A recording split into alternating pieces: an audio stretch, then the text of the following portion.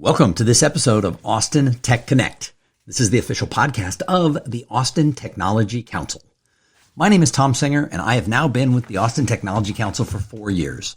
But you know, the Austin Technology Council has been around since 1992. That's right, 34 years this organization has been part of the tech ecosystem. And over the years, we've seen a lot of things, and we're at an inflection point where we need your company to get involved. Austin's next chapter is not going to happen by itself. So I am making a plea in this episode for everyone who takes the time to listen to it. And it's a short episode. I am making a plea to say, what is our company doing? We're not asking you for a lot of money. We're not asking you for a lot of time, but we're asking you for just a little bit of both, because the best days of Austin are in the future. So this week I had the opportunity to go to the annual meeting for the Technology Councils of North America, a group known as TECNA.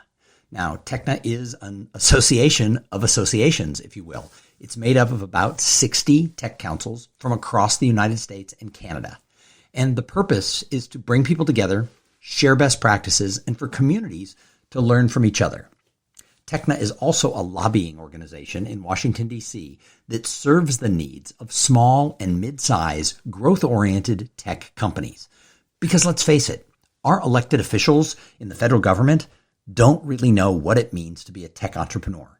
Very few of them have ever even worked in a business that is a growing, scrappy business. And yet, they're passing laws around things that have to do with really important things like AI and data centers and the infrastructure that is going to power the future, that will directly affect every single one of us across the country, and certainly those of us who live here in Austin. And so this is one of the reasons that your membership, your support of the Austin Technology Council is for the greater good, because part of what we do is we support TECNA and their lobbying efforts. Because let's face it, most of your small and mid-sized growth-oriented companies, and certainly all of the startups, you don't have the budgets to have people lobbying for you. In fact, I think it's something like 70% of all the bills that pass that affect technology companies are either lobbied for or against by the 6 largest tech companies. And that's great. We appreciate the fact that they put so much money into having these giant lobbying organizations. However, if you're running a small or mid-sized growth-oriented companies, your needs are not the same as the 6 biggest tech companies. So you have to have a representative in Washington who are looking out for your best interest. And that's one of the things that TECNA does through the support of their member tech councils all across the country.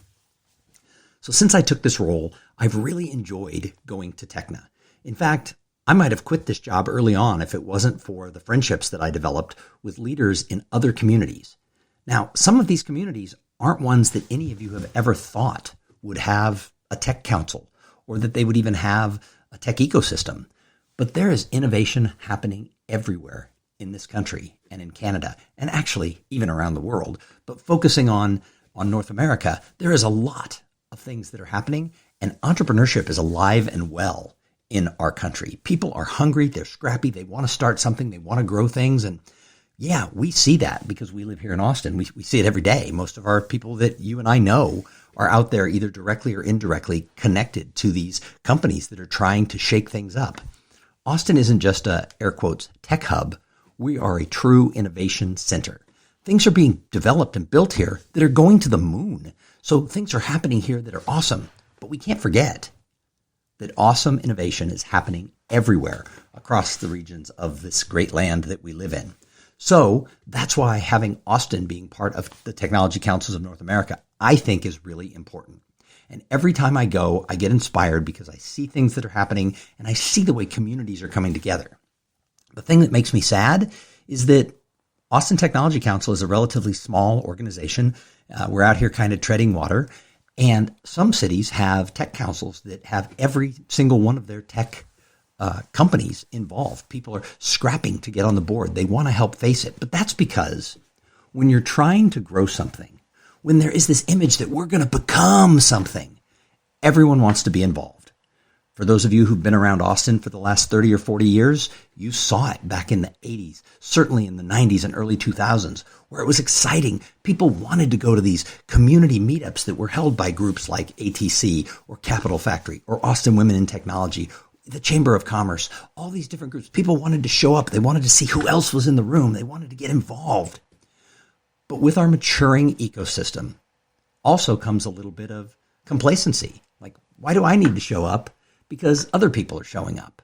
But I really believe that mature ecosystems still have to have engagement, but we have to earn that engagement. And that's one of the things I'm trying to do right now with the Austin Technology Council is I'm trying to earn your trust that we're working to help everything that's going on in this community.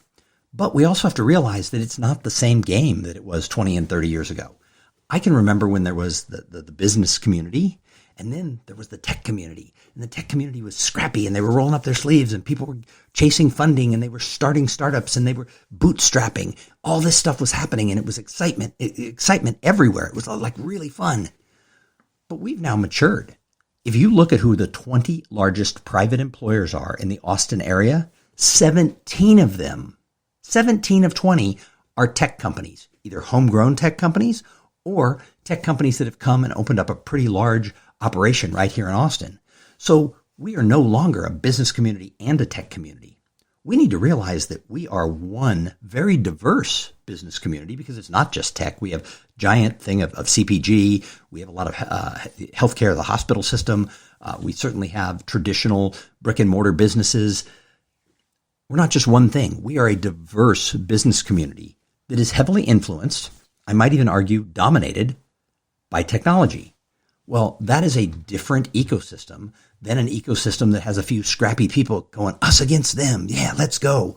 So I think that we have to realize that in this new environment, we are into a new Austin. And I'm really proud. I've lived here for 35 years. I'm really proud of what this city has done, but I think we have to realize that we can't live off the successes of yesterday. As a whole community, we need to come together now and say, who are we? What do we want to do? And instead of the rhetoric that I hear a lot of older time Austinites, I don't want to call anybody old because I'm getting there, but people who've lived here 20, 30, 40 plus years who are saying, oh, the newcomers are coming in. They don't know the history. They don't care about the traditions. They're just trying to break things and shake things up. And they're like, brr. But you also hear it from the newcomers who are saying, well, the old people are obsolete. They don't understand the way the world is. They want to hold on to their nostalgia. Grr.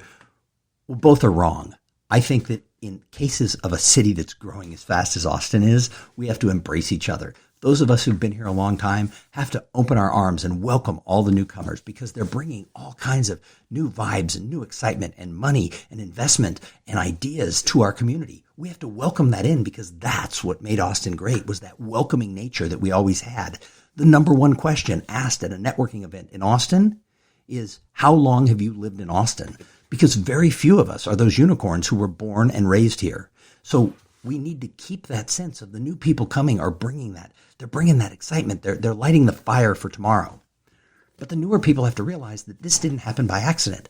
They need to learn the history. They need to understand. And well, no, we don't want to live in the past. And we can't live in the past. And we certainly shouldn't be saying, oh, look at all the great things about Austin, when these are things from 5 or 10 or 15 years ago.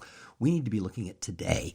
And that means we need to have a community where we earn being the mature ecosystem that we are today. In some ways, Austin is like the dog that chased the car and caught it. Now what do we do? So one thing that stood out to me at TECNA was that energy that so many communities have that are actively trying to build their tech identity. I think we need to realize that in the journey of Austin, we're only halfway up the mountain. We still have a long way to go. So people showing up, your participation matters. Austin has reached this different stage where we're no longer trying to prove that we're a tech hub. We are an innovation center. Things are happening here. But that brings these new challenges. Mature ecosystems can start assuming that the community is going to sustain itself. And I promise you, it's not going to. The things that make Austin great aren't going to happen if we don't have the next generation of leaders show up in the same room. You don't have to like each other. Some of the people are going to have an agenda. And yes, some people are going to have big egos. But that next phase requires people to get involved, share ideas, mentor others, and shape what comes next. Also, every community out there has something that Austin can learn from.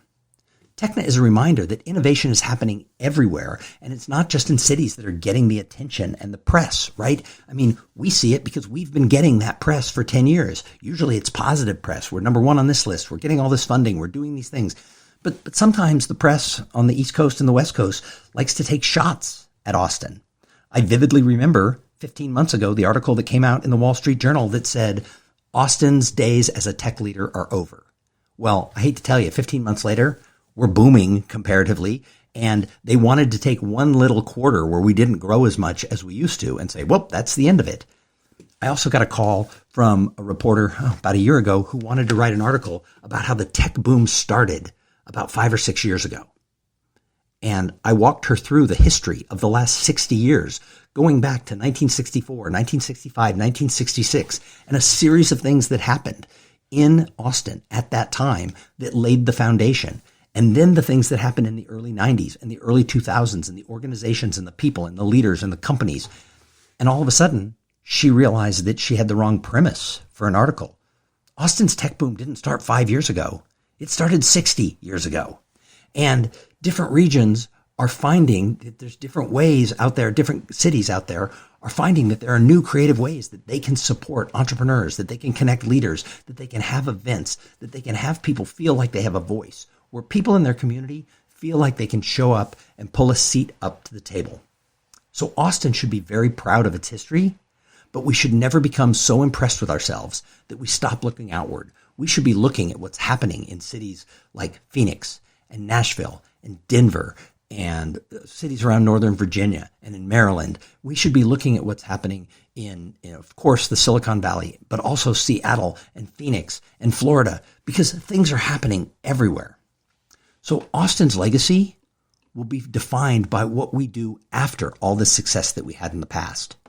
Austin's growth, it didn't happen by accident, and it was built over the decades by people who really said, we've got something special here.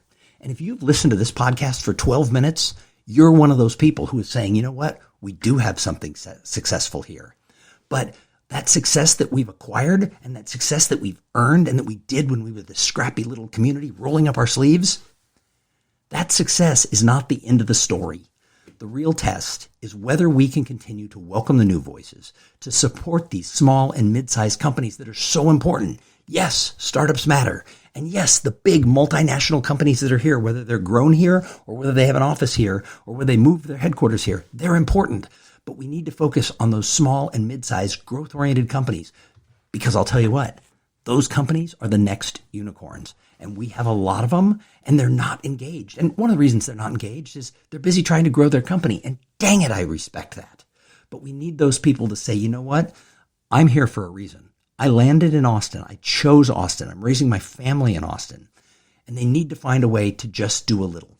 I'm not asking for a lot of money. I'm not asking for a lot of time. And I'm not saying you have to give it to the Austin Technology Council, although I'd appreciate that. But I need every leader in every company and every person to talk to the leaders in their company and saying, what are we doing to support the Austin of tomorrow? Because we need to connect these different parts of our ecosystem, and we need to remain a community where people feel they can belong and where people are inspired by what's happening. So what Austin does next may be more important than what we've done for the last decade, 2 decades, heck, 6 decades. What we do today is what matters. And I am making a plea to anybody who is listening to this to ask yourself, how can I help the Austin of tomorrow? Because I really believe it's important. Trust me, I don't get paid very much from the Austin Technology Council. I could be doing other jobs, but I do this because I moved here 35 years ago. In fact, it was July 25th. So we're celebrating my anniversary of being here this week. 35 years ago, I drove in from California. Long before all the other Californians started arriving. I drove in and I looked around and I felt that a seed was cracking out of the ground and I was in the right place at the right time. Was I a visionary? Did I see the future? No, I had no idea that Austin would be what it is today, but I felt there was something. There was an excitement in the air, and my God, I want that excitement to be there for that 25-year-old who moves here tomorrow. Because that's how we do it. We build the bridge for the people who come after us. We don't just say, hey, look at this great bridge, and we walk across it. No, we say, let's build a bigger bridge and let people feel involved. we need to celebrate the past of Austin, but we need to be present in the now. The now is the most important. And at the same time, we need to look to the future. So please, if you are listening to this, if you are hearing my voice, I am begging you, figure out the littlest thing. It doesn't have to be a giant check. It doesn't have to be 40, hours a week. It just needs to be a little something where you say, you know what? I'm going to help mentor somebody. I'm going to make sure that my company is paying dues to some organizations in town that are trying to do the economic development that is needed to help shape this city. Because when I look around at these people I got to hang out with at the Technology Councils of North America meeting, these leaders of these other tech councils, when they were sharing about the outpouring of excitement in their communities of what tomorrow can have, and about the support that the whole community is starting to feel because they're getting out of that first stage of, hey, we could be a tech ecosystem, and they're actually in that nascent growing stage. That's the most exciting time. But the truth is, we're still in that if we want to be. The future is ours, and it depends on what we do as a community. So please, please, please reach out to me. Let me know how you can help. Let me know what ideas you think we can be doing better, because I can't do this alone. And I'm starting to make this plea to the community that we need to see ourselves as not just this thing over here. We need to realize that tech is Austin, and Austin is tech, and we have to be part of the growth of the community. So thanks for listening to the podcast. Usually I have interviews on here every single week, but I'm so inspired coming back from this meeting that I'm making the newsletter about it. I'm putting something on LinkedIn about it. And I thought, you know what? We do have a lot of people who just listen to the podcast, and that's the only way they know what ATC is about. So I thought I'm going to do this podcast about this idea of the next phase of a mature ecosystem. So let's go there. Hey, and I'd like to thank everybody who's sponsored events this year, all the companies that are the true community champions who help us put on the events that we put on. And I would like to thank the board of directors of the Austin Technology Council who, help support this organization. I would like to thank Calavista Software, who is the sponsor of this podcast for 2026. They develop software without the drama. Go check them out at Calavista Software. And I want to thank all of you who do listen to this show. Do me a favor. If you're still listening at this point, share this podcast with somebody. Doesn't have to be this episode. Find your favorite interview, but share it with somebody. Put it out on social media that, hey, check out Austin Tech Connect. And we'll be back next week.